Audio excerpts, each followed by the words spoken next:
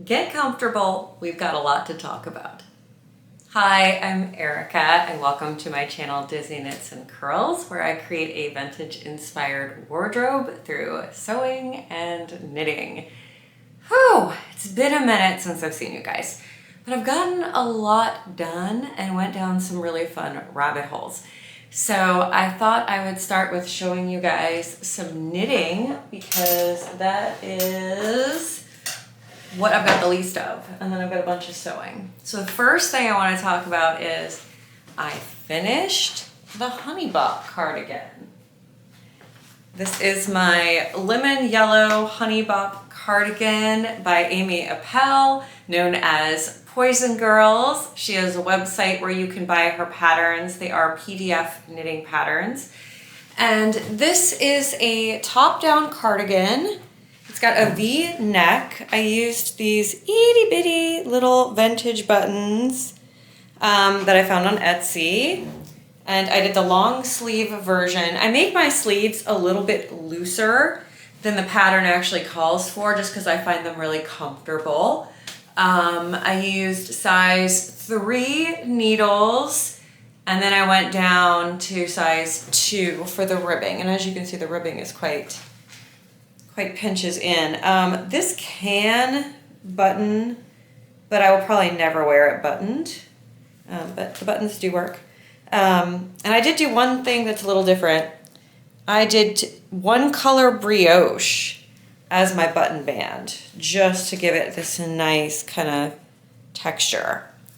So that is the honey bot cardigan.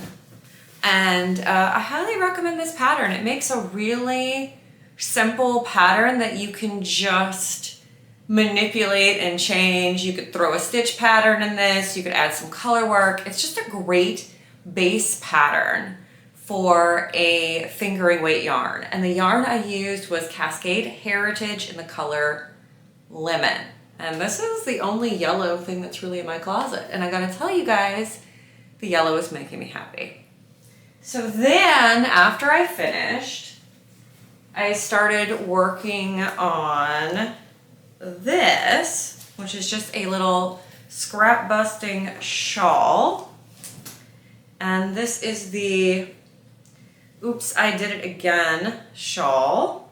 This is by Graffiti Knits. And it is a shawl that starts here at the cast on and then just keeps expanding out. And you do the same like 4 rows of brioche, 2-color brioche, forever. You can make it as big as you want. Because it's brioche, it's reversible. Look how pretty the back side is.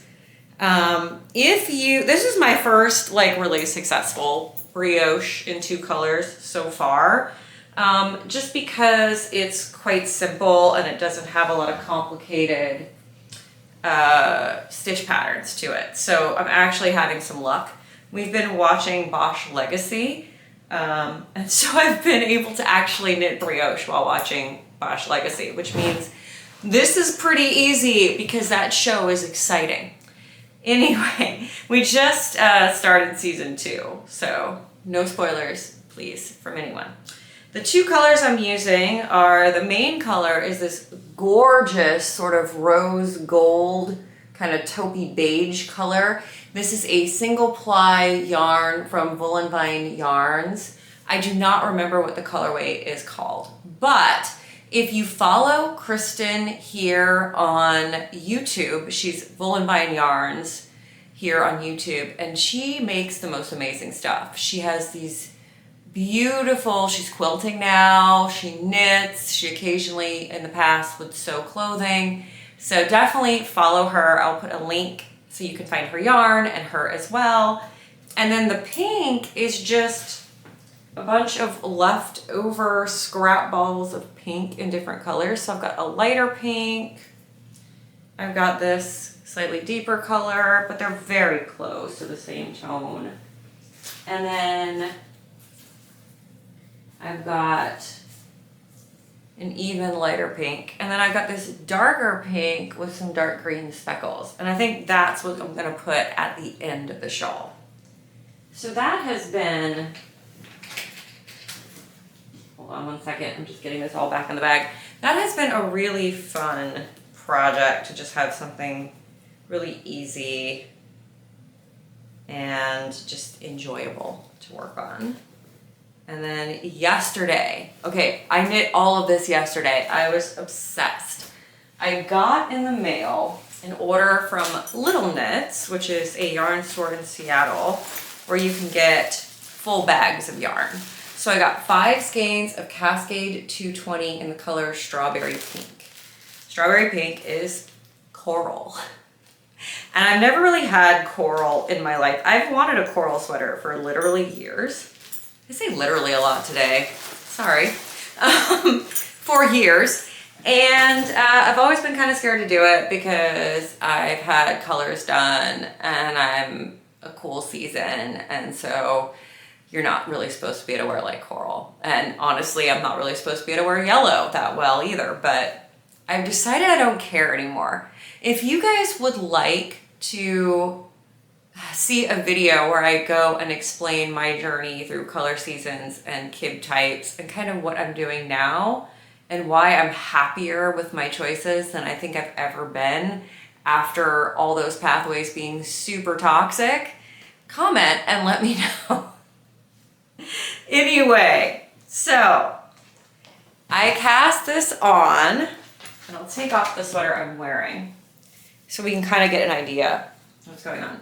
By the way, I will explain this shirt in a minute because this is also something I made really recently. But, so, this is a top-down cardigan, and unfortunately, I am kind of Frankensteining a pattern that is a discontinued pattern.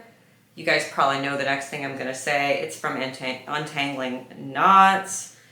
And so it's from Andy Satterland. And I am basically doing a Frankenstein version of the Myrna cardigan. So I'll show you guys what we've got so far.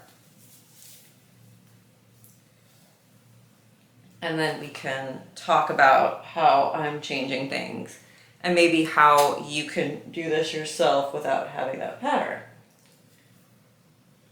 If I can do it without strangling myself. Okay, in yarn. So, top down cardigan. And the Myrna cardigan is a V-neck cardigan. And I am keeping that aspect. So, we're keeping the V-neck, but it is plain. And I am adding this little stitch pattern. This is the quatrefoil stitch pattern that I got from A Little Stitch Dictionary. And I'm doing that along the front of the cardigan, which I know looks like it's going to be quite too small for me, but it all comes together, I promise, when it's done. And then this is the back, and I'll take it off so you can see the back in more detail. So the Myrna sweater has this really fun keyhole detail. So the actual back of the sweater has this big hole in the back that's open, and then you pick up stitches and do a, what's the word I'm looking for? A crochet, like a single crochet stitch around it. So I did keep that. And then my plan is to knit the back solid, knit the front with the lace, and then when I get kind of right below the bust, to start doing ribbing. So I have a nice long line of ribbing. So it's almost like a empire yoke. And then I'll do long sleeves with ribbing at the bottom, and I might do the quatrefoil stitch on the sleeve. That is my idea. Now, if you want to make your own keyhole on a pattern, I will tell you how to do it since you can't get the pattern anymore. Top down sweater. Cast on the amount of stitches you want for the back. Then divide that in half so you have a middle piece. Put a marker there. Now, knit to the marker and then knit back the other way like a short row. Next row, knit at the last 3 stitches, and you've got the rest of these on hold. At the last 3 stitches, knit 2 together or do a decrease of some sort and at the last one, and then go back. And keep doing that 3 or 4 times until you have your keyhole as big as you want. Put those stitches on hold. Do the same on the other side. And then when you want to join the stitches back up, you just cast on the amount of stitches you got rid of. And that should get you back to your stitch count, and you can just keep on knitting the rest of the garment. And that gives you a keyhole in the back, or if you're making a fitted t-shirt, a cute keyhole in the front. There's a lot of possibilities. So if you guys would like a tutorial where I actually just knit a sample and show you how that's done so it makes more sense, also let me know. Anyway, let's talk about what I've been sewing. So, first is first. This is a pussy bow blouse I made as part of the Sew April Blouse Challenge, which is over at the end of the month. But basically, at any time in the month, you can put up a picture on Instagram of a blouse you've made with the hashtag Sew April Blouse, and you can enter to win a prize. I just need more blouses, so it was good motivation. So I did do a little hack. I made a little flutter sleeve. So I just took the Sew Over It Pussy Bow Blouse sleeve, slashed and spread it to make it big, and then sewed that to my shirt and hemmed it. And I love the blouse. It's got this cute little bow. And actually, today is the last day of a sale. Sew Over It is having a bow sale. So any of their patterns with bows, I think it's like 15% off or something. I will try to link to that if I get this video up today. I hope I do. I'll untuck it for you really quick. So there you go. It is just their regular length, which makes it perfect to tuck into my jeans. I'm wearing it with just some ready to wear jeans and with a little cardigan. I think it's a really cute look, and I'm pretty excited to have one of these in my life. And I'm actually planning another one, which I'll show you when I get to plans. Okay, so that's that. I'm gonna step away and show you the next thing I did this month.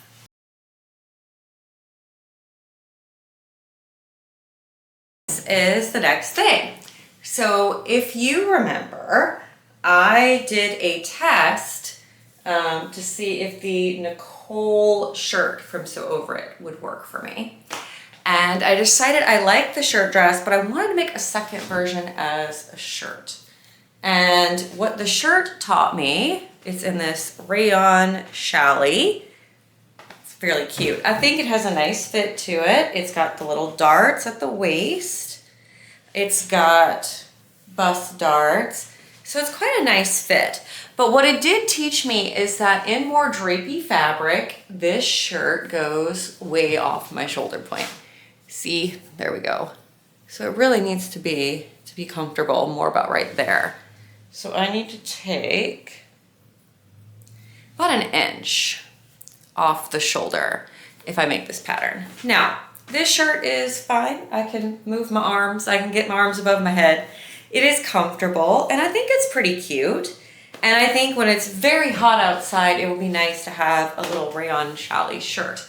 But before I commit to making the dress version, I definitely need to adjust that shoulder point because I do feel it and I don't love it. So, Nicole dress, coming soon, maybe. Let me show you the next thing. You up a little bit so we can see the whole enchilada.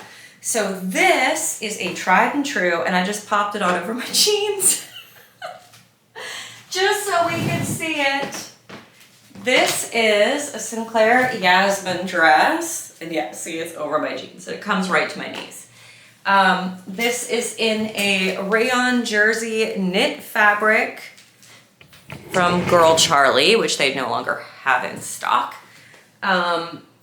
You guys have seen a lot of versions of the Yasmin dress. It is my favorite, and I make it a lot. In fact, I made another one, and that's the last thing I made this month. But what I like about this dress is, one, I've made it so many times that the fit is absolutely amazing. Really does cinch the waist. I love the half circle skirt. I use the armhole from Pattern Emporium. I just trace that on to the Yasmin dress so that I can use all the Pattern Emporium sleeves. And this is their little cap sleeve, which I adore. It's got beautiful gathers in the bust and on the shoulders. It's got gathers in the back and this really lovely shaped waistband. So if you don't have the Yasmin dress and you want to make the most beautiful, comfortable dress for summer, go get it. I'll link to it down below. And yeah, it's just another one in a rayon because I live in these when it's over about 70 degrees. Let me show you my last one, which is a little fancy. Okay, here we are. Oh, I love this dress. So I'm gonna stand up again. Yes, it's still going over jeans. I know that's not the full effect. But yeah, it's just right below the knee. So this is another Yasmin dress, but I went down a rabbit hole where I sort of remembered how much I enjoy embellishment. I used to put embellishment on all my clothing. All my clothes, literally everything I owned, either had something embroidered or lace on it or weird rickrack or whatever strange like pom-pom trim or whatever I could find. And that was true when I was in fashion school. It was something I was really passionate about. And then I kind of got into my 40s and thought that my clothes couldn't look like that anymore. And I'm 46 and I'll be 47 in September. And I'm over it. I'm over the rules. I know it goes back to like what I was talking about earlier, like the kib type thing and the your best colors thing and all that stuff. I'm kind of over it, and I decided to just do what makes me happy. And this makes me so happy. So it's this mauve, this is the Girl Charlie rayon spandex, and it is this beautiful like black wallpaper print on mauve, which I think is gorgeously romantic. And then I put a stretch lace into the sleeves, and then same Yasmin dress. And I just went in, and when I did the waistband, I sandwiched the lace between the waistband and the bodice of the dress. So you get that nice little accent. And then the dresses have a center front seam. So I just took 2 pieces of lace down that center front seam. And I think this made such a gorgeous, romantic little dress. I am absolutely in love with it. And I ended up getting some more stretch lace, so you can definitely expect from me more stretch lace little details on my garments going forward. Because yeah, why not, right? And that brings me to my plans for the coming month. So I would like to get these 3 things done in May. I'm also planning on participating in Me Made May. Are you guys gonna do Me Made May? Please let me know and make sure that you put your Instagram in there so I can find you, so we can all follow each other this May. But I thought I'd show you guys my plans. So, speaking of fun embellishment, the first thing I want to do, I'm gonna get a little closer for you guys, is I want to make a patina blouse in this amazing tropical print. Isn't that fun? And around the collar, I want to do this rickrack. And I'll go ahead and open it so we can kind of lay it onto the blouse and see how cute this is going to be. I will try to pop a picture of the patina up here somewhere. And let's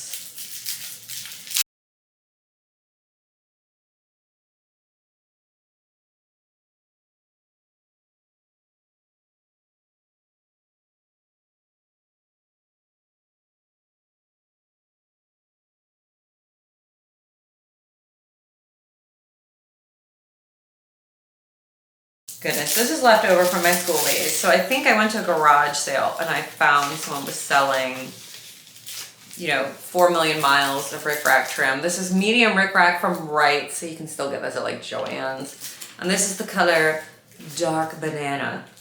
And let's see. So I think this around the little collar of that patina blouse, the Friday Pattern Company patina blouse, would be so stinking cute. So that is definitely happening. That might be the next thing I sew because I really want that in my life. Okay, next. The next thing is I want to make another Pussy Bow blouse from Sew Over It because it's just so good. And I love it, and I love wearing it just casually. It's a beautiful pattern. So I've got this rayon challis, and it's got pink, it's got some green, it's got white, it's got black, it's got a little bit of coral. And what I realize is it is quite a similar coral to the sweater I'm working on. So I think that they could definitely be layered together, and that little bow would look very cute sticking out from that sweater. Excuse me, goodness. Tickle in the throat. And then finally, put another picture. So Wardrobe by Me has the Marion dress, which is a dress that is a shirt dress with a collar that is made in knit fabric, and I absolutely adore it. I've made a shawl collared version, and there's also a version with like a round collar, and there's also a version with a pointed collar, and I've made both, but I wear my rounded collar version all the time. So I thought I needed another one in a fun fabric. So this is a double brush poly that is covered in crawfish. Yeah, it's crawfish season. I'm from Louisiana. We start getting crawfish in May. We usually had them for like Mother's Day. And then they're around for like through the summer. So even though I live here where there are no crawfish, I can still honor my heritage with a ridiculous crawfish dress. So that is my plans for May. This has been a long video. So if you've made it through the whole thing, thank you for hanging out. Please comment and let me know if you want to see any of those video ideas that I mentioned, and I will see you next time. Bye.